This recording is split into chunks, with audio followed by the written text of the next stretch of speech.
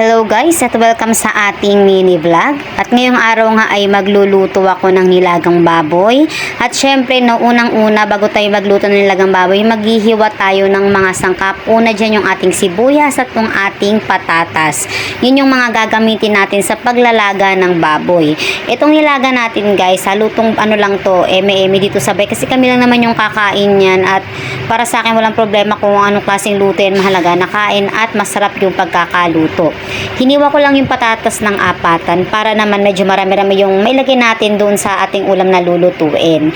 At syempre no, hinugasan ko na yan guys na ating patatas. Di ko na binidyohan kasi medyo mahaba-haba rin yung video kung isasabay ko pa siya sa pagbibidyo at medyo mahirap magbidyo dahil wala tayong videographer kundi tayo lang talaga yung gagawa ng video. At sumunod naman, no, hiniwa ko na yung ating karne. Pork chop lang yung binili ko dyan. Hiniwa ko lang sa gitna yung ating karne. 4 lang yan bali lahat no. Sobra pa yan guys, hindi yan mauubos kasi hindi naman kami malakas sa ulam. At syempre sunod, hiniwa ko na yung ating pechay na ilalagay doon sa ating nilagang baboy. Yan, hinugasan ko. Syempre bago natin siya ilulutuin, no, hugasan muna natin yung ating mga gagamitin para naman hindi marumi at talagang malinis yung ating ulam na lulutuin. Ayan, 2 beses kong hinugasan yung ating gulay para naman malinis at talagang wala ng mga dumi na may sasama sa pagluluto. At ito yung ating mga sangkap na lulutuin dun sa ating nilagang baboy. Syempre una sa lahat guys sa pagluluto, mag-init muna tayo ng tubig, magpakulo ng tubig para sa ating nilaga. At pag kumulo yung tubig, no, ilagay natin yung ating sibuyas.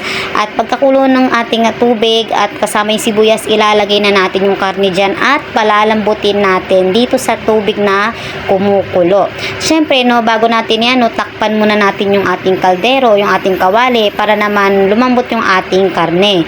Sunod, pagkakulo ng tubig, ilalagay na yung ating pamintang buo. Yung buo yung ginagamit ko kasi nga nilaga to at may sabaw yung lulutuin natin.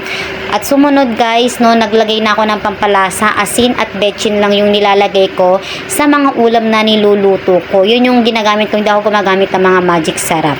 Ayan, naglalagay ulit ako ng asin, nagad ako ng asin ulit kasi medyo matabang pa yung sabaw ng ating nilagang baboy. At syempre tatakpan ulit natin yung ating kawali at pag kumulo ulit yung tubig, ilalagay natin yung ating patatas. At syempre takpan ulit guys, no, 'di ba, naming takip, charis. At syempre pagkakulo ng ating ng ating tubig sa ating niluluto, no, ilalagay naman natin yung ating pechay. Ayan, ilalagay natin yung pechay sa ating pinapakulong tawag dito nilagang baboy. At syempre imekos-mekos para naman mapantay yung ating mga gulay. At syempre pagka-pantay na, takpan ulit natin at hintayin natin kumulo ulit.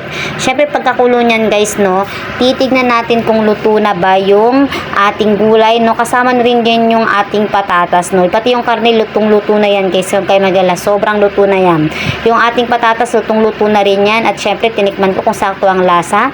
Syempre saktong-sakto yung lasa guys at masarap na yan guys. At ayan na nga, naluto na nga ang ating nilagang baboy. At sa mga nanonood dyan, thank you sa inyong panonood sa aking video at follow nyo na rin ang aking video na ito. Yan lang guys, thank you for watching. Salamat!